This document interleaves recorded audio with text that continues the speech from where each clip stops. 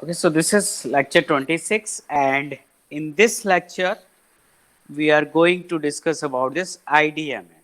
Okay, that is interleave division multiple axis. Okay, so also you can judge from this word interleave.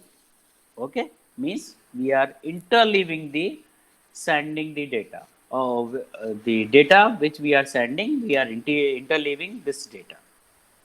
Okay, so the content of this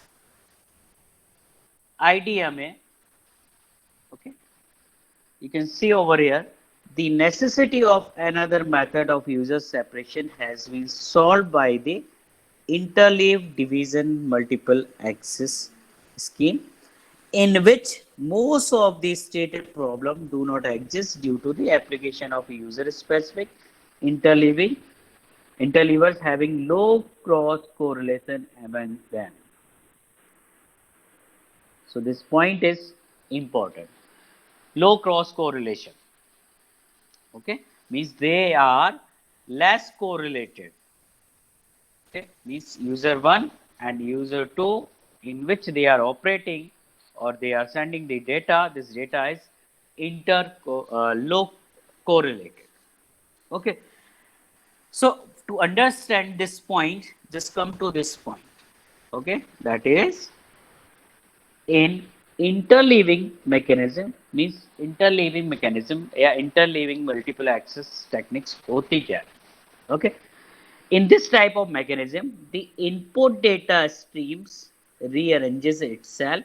This input data stream means the data which you are going to send, okay, itself, such that the consecutive data bit are split among different blocks and is swapped in a known pattern amongst them. Means जो आपका data आ रहा है उस data को हम split कर लेते हैं, ठीक है, डिफरेंट डिफरेंट ब्लॉक्स में, एंड उनकी स्वाइपिंग हो जाती है। मीन्स एक पैटर्न डिजाइन होता है और उसको हम सेंड करते हैं। सो ये हो गया किस साइड, ट्रांसमीटर साइड, ठीक है, कि जो डेटा हमको सेंड करना है। ओके, सो जो कंजुगेटिव डेटा बिट है हमारी जो बिट स्ट्रीम है उसको हमने स्प्लिट किया डिफरेंट ब्लॉक्स में, then swiped in a pattern. Okay, pattern बनाए, then we transmit this data. ये ट्रांसमीटर साइड हो गया। Now at the receiver end the interleave data, क्योंकि वो सारा हमने क्या किया, जब हमने ब्रेक करके उसको एक पैटर्न में चेंज किया और उसके बाद उनको इंटरलीव करके सेंड किया। So the receiver end the interleave data is arranged back into the original sequence with the help of the de-interleaver. So at the receiver side we are using the de-interleaver. So जो हमने interleave करके जो send किया था वो receiver पर receive होने के बाद उसे हम डी इंटरलीव करते हैं। ओके, ताकि जो हमने ओरिजिनल डेटा सेंड कर रहे थे before interleaving, so that we can retrieve this data. As a result of interleaving, correlated noise introduced in the transmission channel appears to be statistically independent at the receiver and thus allow better error correction. So यहाँ से एक चीज ये clear होगी कि जो noise आ रही थी, मीन्स जो हमारी bit error at the receiver end आ रही थी, उस बिट एरर को, उस बस एरर को कम करने के लिए we use this idea. Okay, कि जो बिट स्ट्रीम हमारी आ रही थी उसमें अगर एरर हो रही थी उस एरर को रिमूव करने के लिए वी यूज दिस आइडिया में, क्योंकि अब हम क्या कर रहे हैं, we are sending a small small interleave data rather than transmitting a full bit stream. हमने उन्हें ब्रेक कर लिया, ठीक है। सो जब एक हमने सैंपल भेजा, एक बिट स्ट्रीम भेजी और दूसरी बिट स्ट्रीम भेजी, इन दोनों में कोरिलेशन क्या है, लेस है, ठीक है।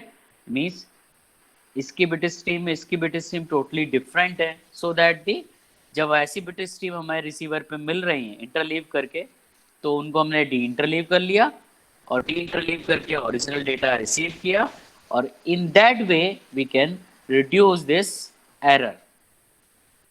Okay, and also we we can apply the if there is some error.